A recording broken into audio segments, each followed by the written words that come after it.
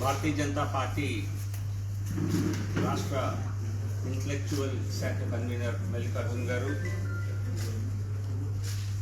రాష్ట్ర కార్యదర్శి और इंचार्ज उपाध्यक्षుడు ఈ జిల్లా ఇన్ఛార్జిగా ఉన్నటువంటి వేణుగోపాల్ గారు, కోర్ కమిటీ సభ్యురాలుగా ఈ మధ్య నియమితమైనటువంటి శ్రీదేవి గారు, అలాగే పార్టీ ఉపాధ్యక్షురాలు కూడా ఈరోజు పత్రికా సమావేశానికి వచ్చేసిన మీ అందరికీ ముందుగా నమస్కారాలు. ఈరోజు భారతరత్న స్వర్గీయ అటల్ బిహారీ వాజ్పేయి గారి, పూర్వ ప్రధానమంత్రి అయినటువంటి వాజ్పేయి గారి పుట్టినరోజు. ఈ రోజుని వాజ్పేయి గారు దేశానికి అందించిన సేవలకు గుర్తుగా, ప్రధానిగా వాజ్పేయి గారు ఇచ్చినటువంటి చిరస్మరణీయమైనటువంటి సేవలకు గుర్తుగా ఈ రోజుని గుడ్ గవర్నెన్స్ డేగా, సుపరిపాలన దినంగా, దివస్గా దేశవ్యాప్తంగా జరుపుకోవడం జరుగుతోంది. ప్రధానిగా మరి 6 సంవత్సరాలు, దాదాపు 6 సంవత్సరాలు పనిచేసినటువంటి అటల్ బిహారీ వాజ్పేయి గారు ఈ దేశానికి అందించినటువంటి సేవలు అనేకం ప్రజానీకానికి ఇంకా గుర్తున్నాయి. కానీ అందులో కొన్ని ప్రధానమైన, నేను ఈరోజు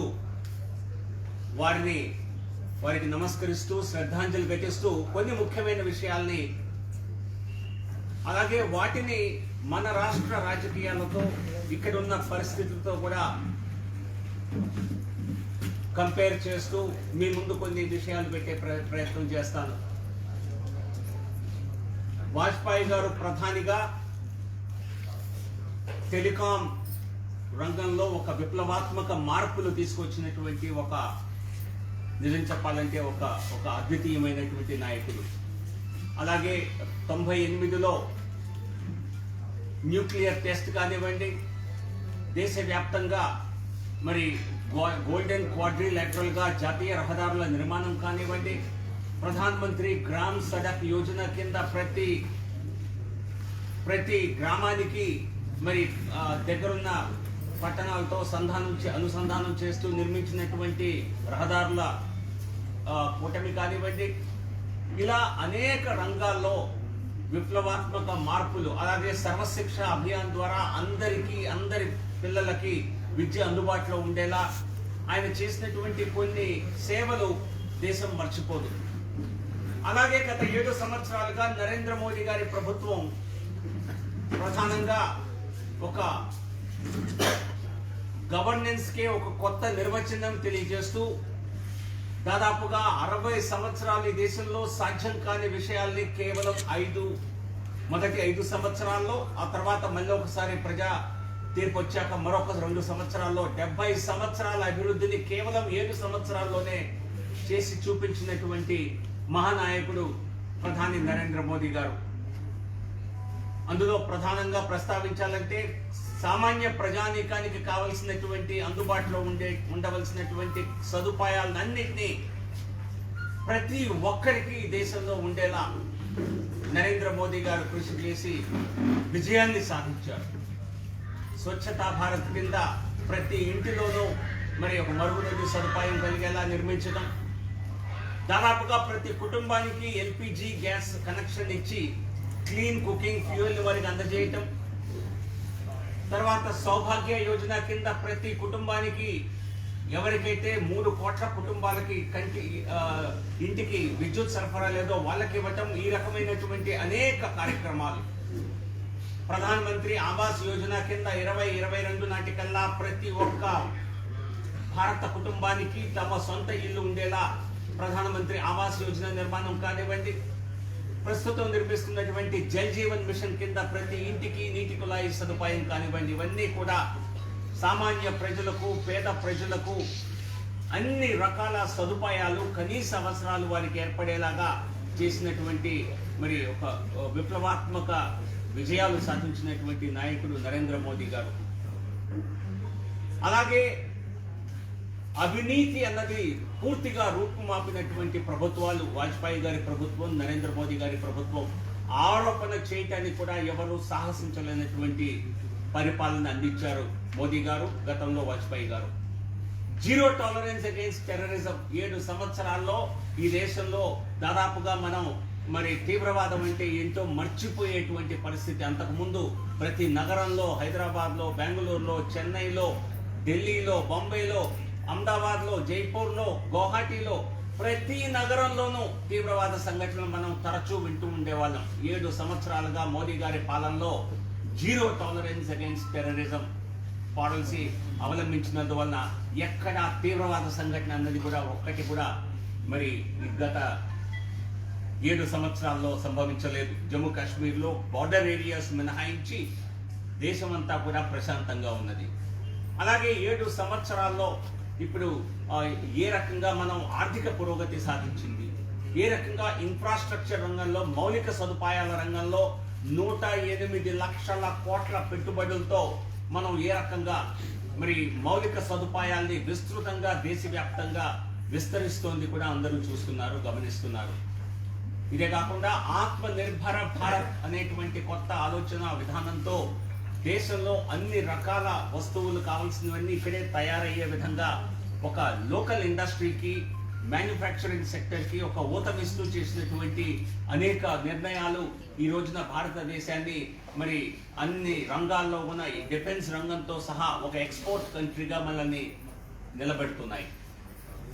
ఇటువంటి మార్పులతో దేశం అత్యంత ప్రగతి సాధిస్తుంటే మన రాష్ట్రంకి వచ్చేసరికి ఖచ్చితంగా ఈ రాష్ట్ర ప్రభుత్వాల వైఫల్యాల కారణంగా కేంద్ర ప్రభుత్వం చేసిన లబ్ధి తప్పితే ఇక్కడ రాష్ట్ర ప్రభుత్వాల వైఫల్యం కారణంగా ఆశించదగినటువంటి ఫలితాలు ఈ రాష్ట్రంలో రాలేదు.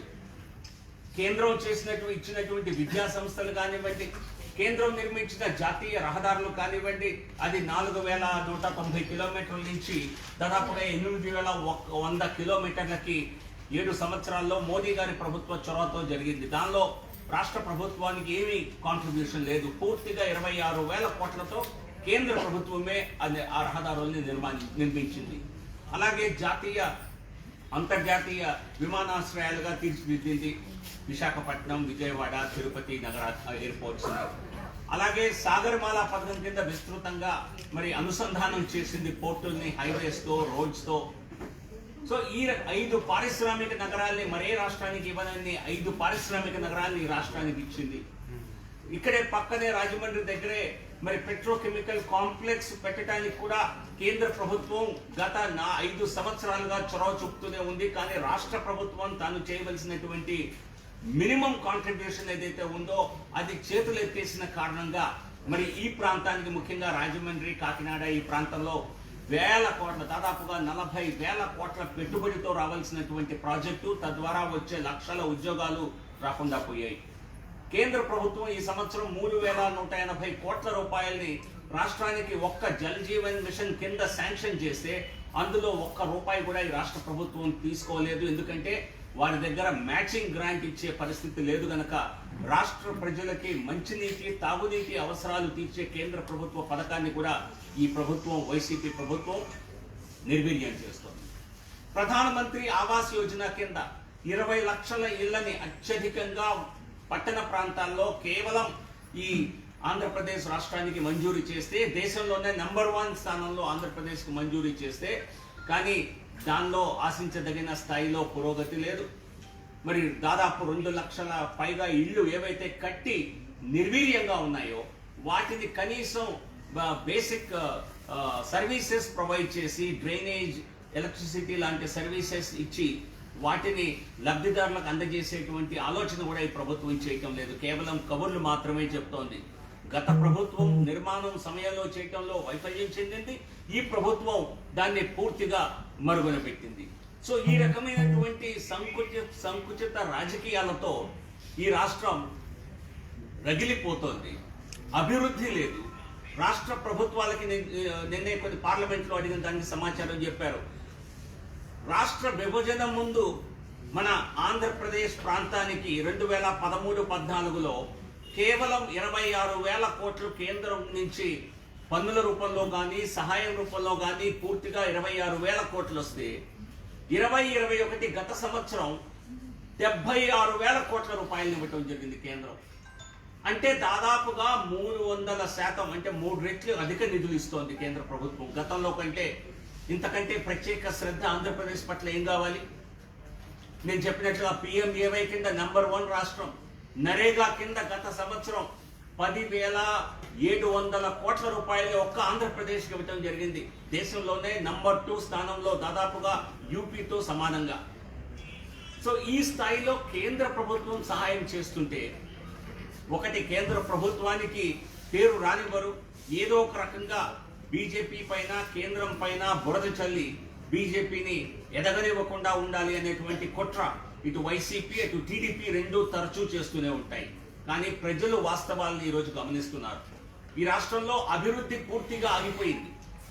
రాష్ట్ర ప్రభుత్వం కేంద్రం నుంచి ఇంత పెద్ద మొత్తం సహాయం వచ్చినా కూడా పూర్తిగా దివాలా తీసినటువంటి పరిస్థితుల్లో ఈరోజు రాష్ట్ర ఆర్థిక పరిస్థితి ఉన్నది. అందుకే మరొకసారి ప్రభుత్వం వెంటనే ఆర్థిక పరిస్థితులపై, కేంద్రం ఇచ్చిన నిధులపై, రాష్ట్రం కూడా కరోనా ఉన్నప్పటికీ కూడా, ఇది కూడా పార్లమెంట్లో నాకు వచ్చిన సమాధానమే, కరోనా ఉన్నప్పటికీ కూడా రాష్ట్ర దాని సొంత వనరులు కూడా దాదాపుగా 65,000 కోట్లు గతంలో కంటే తగ్గకుండా దాదాపుగా అదే స్థాయిలో వస్తున్నాయని.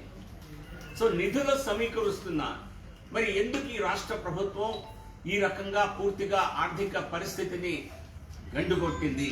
దానికి సమాధానం చెప్పవలసిన బాధ్యత రాష్ట్ర ప్రభుత్వంపై ఉన్నది. ప్రభుత్వాలు మారాయి కానీ పరిస్థితులు మారలేదు, ఇంకా క్షీణించాయి. టీడీపీ ప్రభుత్వంలో కూడా వెచ్చలవిడి అవినీతి జరిగింది. అదే మాటని ఈ ప్రభుత్వం అప్పుడు వైసీపీ విమర్శించింది. కానీ ఎందుకో పెద్ద పెద్ద స్కాములు చేశారని చెప్పి ఈరోజు వాటిని బయట పెట్టడం లేదు. గత ప్రభుత్వం టీడీపీ ప్రభుత్వం పెద్ద పెద్ద సంస్థలతో లాలూచి పడితే కొలాబరేటివ్ కరప్షన్, రెండు ప్రభుత్వాల్లో అవినీతి అన్నది కామన్ ఫ్యాక్టర్. ఇప్పుడు ఏంటంటే భయపెట్టి వసూలు చేస్తున్నారు, ఇప్పుడు మెడవంచి వసూలు చేస్తున్నారు. ఇది ఒక రకంగా చెప్పాలంటే ర్యాన్సమ్ కరప్షన్, అంటే భయపెట్టి మనం ఎలాగైతే వసూలు చేస్తామో ఇది అటువంటి ఈ ప్రభుత్వం వైసీపీ చేసేది ఎక్స్టార్షన్ కరప్షన్. గతంలో చేసింది టీడీపీ చేసింది కొలాబరేటివ్ కరప్షన్, ఇద్దరు కలిసి పంచుకోవటం అన్నమాట. నీకెంత నాకెంత, ఈ ప్రభుత్వంలో నేనెంత చెప్తే అంత, నేనెంత అడిగితే అంత.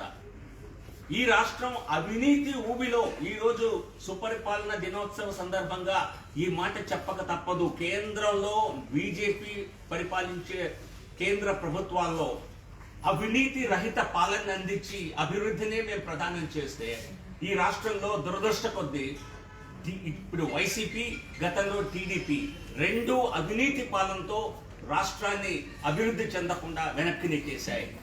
సో ఇక్కడ ఖచ్చితంగా ఈ రాష్ట్రంలో సుపరిపాలన లోపించింది అన్నదానికి ఇంతకంటే మరొక ఉదాహరణ అక్కర్లేదు. ప్రస్తుతం మనం చూస్తాం ర్యాన్సమ్ కరప్షన్ ఏ రకంగా ఉందో. ఇప్పుడు థియేటర్లను కూడా ఒక పక్క ఇండస్ట్రీస్ భయపెట్టారు, పొల్యూషన్ పేరుతో వారిని బెదిరించి బెదరగొట్టి లొంగ తీసుకునే మరి తత్వం అక్కడ కనిపిస్తోంది. ఇండస్ట్రీస్ విషయంలో, కాంట్రాక్టర్ల విషయంలో పేమెంట్స్ చేయకుండా ఆపేసి ఇబ్బంది పెట్టి అదొక రకమైనటువంటి ఎక్స్టార్షన్. ఇప్పుడు కొత్తగా సినిమా హాళ్ళు మరి వాళ్ళను కూడా ఇబ్బంది పెట్టి ఖచ్చితంగా రాష్ట్ర ప్రభుత్వానికి రావాల్సినటువంటి పన్నుల రూపంలో ఆదాయం ఎవరు ఎగ్గొట్టినా వారిపై తీవ్ర చర్యలు తీసుకోండి, దానికి మేము పూర్తిగా సమర్థిస్తాం.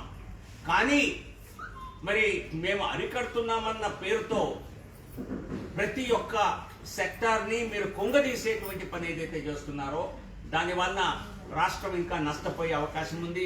ఎక్కడైనా ఏ యాజమాన్యమైనా పన్నులు ఎగ్గొట్టిన కార్యక్రమం చేస్తే చర్యలు తీసుకోండి, ట్రాన్స్పరెన్సీ పారదర్శకత తీసుకురండి, పన్నుల వసూలు సరిగ్గా జరిగేలా చర్యలు తీసుకోండి, దాన్ని సమర్థిస్తాం.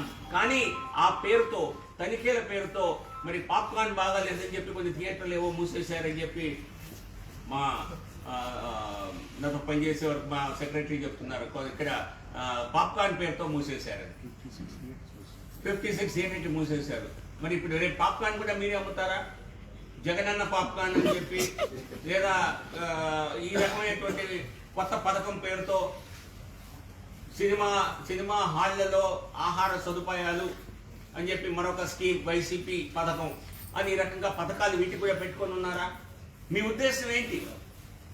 వ్యవస్థని మెరుగుపరచడానికి మీరు ఏం చేసినా దాన్ని ఖచ్చితంగా మేము సమర్థిస్తాం. కానీ వ్యవస్థను పూర్తిగా నిర్వీర్యం చేసే విధంగా ఏ రంగాన్నైనా, అది ఇసుకలో అదే జరిగింది, లిక్కర్లో అదే జరిగింది, ఇప్పుడు సినిమా హాళ్ల పైన మీరు దృష్టి పెట్టినట్టుగా స్పష్టంగా తెలుస్తోంది. సో కాబట్టి ఏ రంగమైనా అది పూర్తిగా కుదేలు పడకుండా, రాష్ట్ర ఆర్థిక పరిస్థితి ఇంకా దిగజారకుండా ఈ రాష్ట్ర ప్రభుత్వం వెంటనే మేలుకోవాలి. లేకపోతే మరి ఇంకా తీవ్రమైనటువంటి ఇబ్బందులు ప్రజలు ఎదుర్కోక తప్పదు.